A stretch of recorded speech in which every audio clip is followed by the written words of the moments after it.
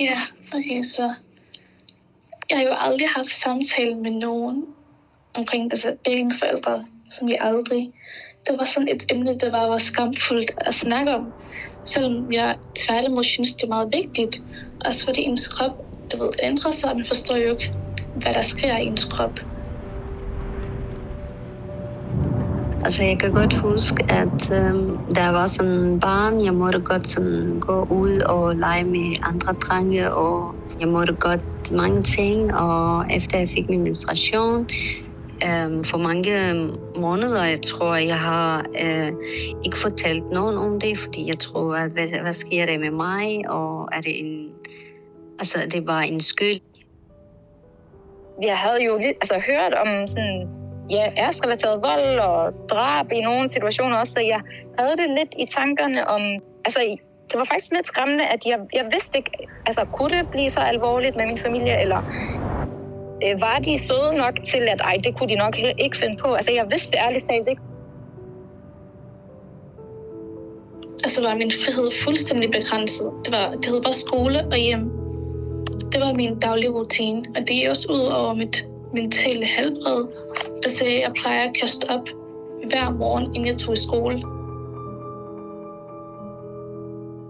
Jeg skulle ikke grine, når jeg er udenfor. Når jeg siger en dreng, jeg skal kigge på jorden, jeg skal ikke kigge op eller foran mig.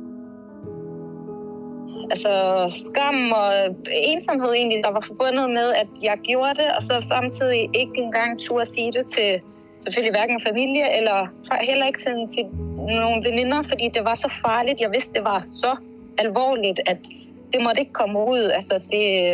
Det kunne virkelig risikere at ødelægge resten af mit liv.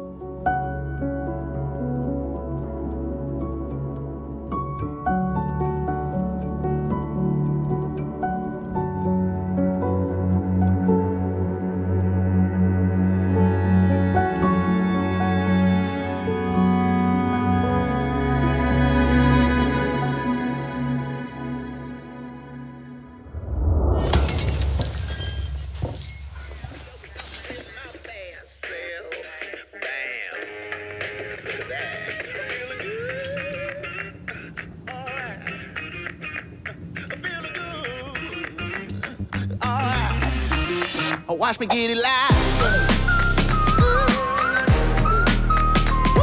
On top. Watch me get it live.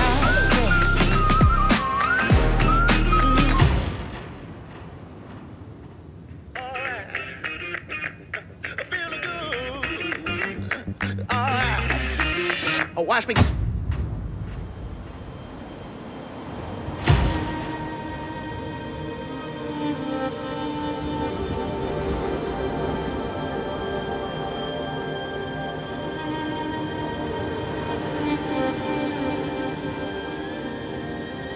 Så jeg skal både beskytte det, og så lad os sige, der er en, der prøver at gøre noget på mig, så skulle jeg hellere dræbe mig selv, end lade ham gøre det.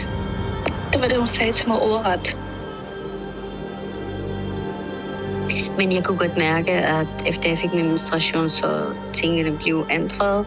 Jeg skulle til 7. klasse, og det var det sådan, jeg blev informeret i mine forældre, at jeg skal holde øje med mig selv, og jeg skal holde øje med, hvis der er nogle drenge, der vil gerne snakke med mig, og de her ting, de er forbudt, og hvis jeg tager på skolen, så det er til skolen, og de ikke får at snakke med drenge. Og da jeg var lille, der måtte jeg godt spille fodbold.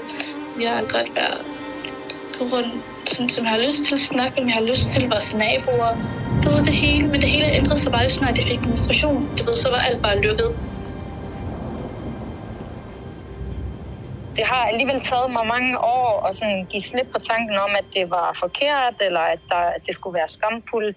Da jeg var yngre, hvis jeg bare kunne se nogen 10 år ældre end mig, sådan klare den, ligesom tage de her opgør og følge deres hjerte, stå ved, at ja, de har været sammen med, de har kysset med en, eller de har været sammen med en, før de har været gift, og det er okay, det er der ikke noget at skamme sig over, så tror jeg, det havde hjulpet mig meget.